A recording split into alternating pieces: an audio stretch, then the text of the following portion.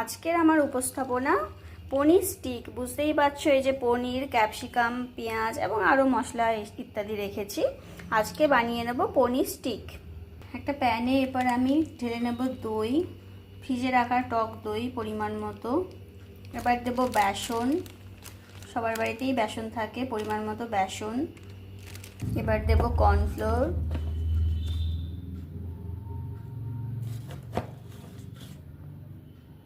এবার দেবো ধনে গুঁড়ো, পরিমাণ মতো জিরে গুঁড়ো,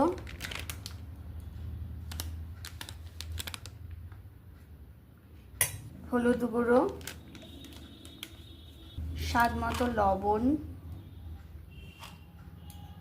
এবার লাল মরিচ থাকলে আপনারা লাল মরিচ গুঁড়ো দিতে পারেন, আমি খুব একটা পছন্দ করি না তাই দিলাম না এটা। এবার হালকা করে জল দিয়ে এটার ব্যাটার তৈরি করব।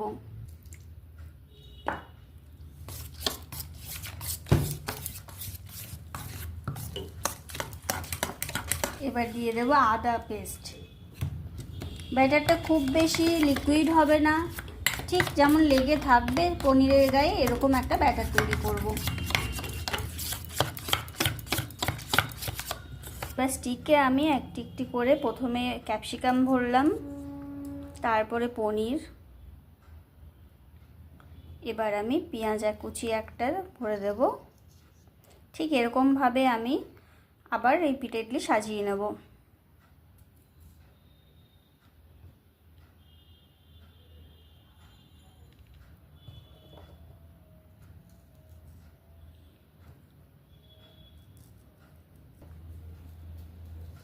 ব্যাস এরকম করে আমি দুটো বানিয়ে নেব।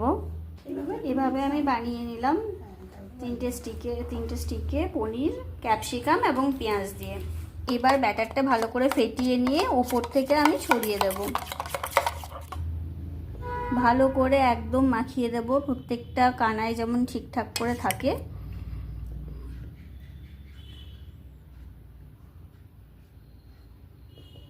এভাবে আমি সুন্দর করে পুরোটা জুড়ে মাখিয়ে নিলাম। কড়াই বসিয়ে নিয়েছি, এবার আমি তেল দেব কড়াইয়ে। এবার তেলে আমি এটা ছেড়ে দেবো। তেল গরম হয়ে এসছে, তেলে আমি স্টিকটা বসিয়ে দেব। আস্তে আস্তে লো ফ্লেমে এটা আমি এপিট ওপিট উল্টে ভেজে নেব।